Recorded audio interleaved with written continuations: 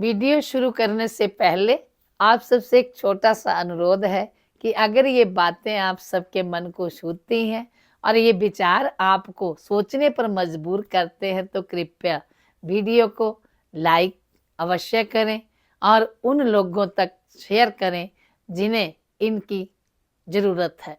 और ऐसे ही सार्थक विचारों के लिए चैनल को सब्सक्राइब जरूर करें, क्योंकि ये बातें सुनने के लिए नहीं, जीवन जीने के लिए आवश्यक हैं। जीवन जीने के लिए हमें ये बातें बहुत ज़रूरी हैं। जब भक्ति केवल बाहरी आडंबरों, रीति रिवाजों और दिखावे तक सीमित हो जाती है, तब धीरे धीरे उसका वास्तविक सार जो है खोने लगता है। आज हम देखते हैं कि मंदिर भरे हुए हैं, पूजा पाठ, व्रत, उपवास और धार्मिक आयोजनों की कोई कमी नहीं है।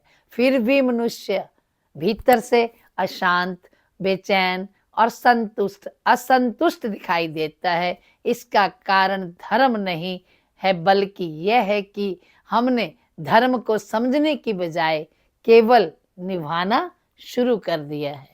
भक्ति जब भीतर की यात्रा बनने की बजाय समाज को दिखाने का साधन बन जाती है, तब वह मन को शांति नहीं दे पाती। आचार्य लोग कहते हैं, हमारे ग्रंथ कहते हैं कि सच्चा धर्म कोई पोशाक नहीं है जिसे अवसर के अनुसार पहन लिया जाए। वह किसी चिन्ह, किसी पहचान या किसी भीड़ से जुड़ा हुआ नहीं है। सच्चा धर्म तो व्यक्ति की भीतर की ईमानदारी, इसकी संवेदनशीलता और इसके विवेक से जन्म लेता है। धर्म वहां शुरू होता है जहां मनुष्य स्वयं के सामने सच्चा होने का साहस करता है, जहां वह अपने भीतर उठने वाले लोभ, क्रोध, भय और अहंकार को बिना छुपाए देख पाता है। ये समझना भी जरूरी है कि मंदिर, आश्रम या कोई भी धार्मिक संस्था अपने आप में दोषी नहीं होती।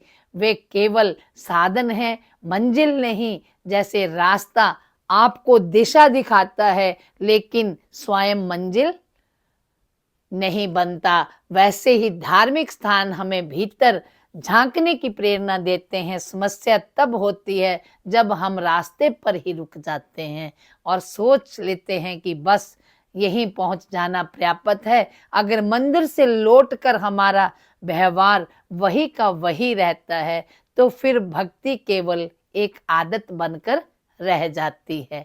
जब धर्म भय के आधार पर अपनाया जाता है कि पाप लगेगा, दंड लगेगा, दंड मिलेगा, समाज क्या कहेगा, तो वह भीतर से खोखला हो जाता है। और जब धर्म केवल परंपरा के नाम से निभाया जाता है, क्योंकि घर में ऐसा ही होता आया है, तो वह यांत्रिक बन जाता है।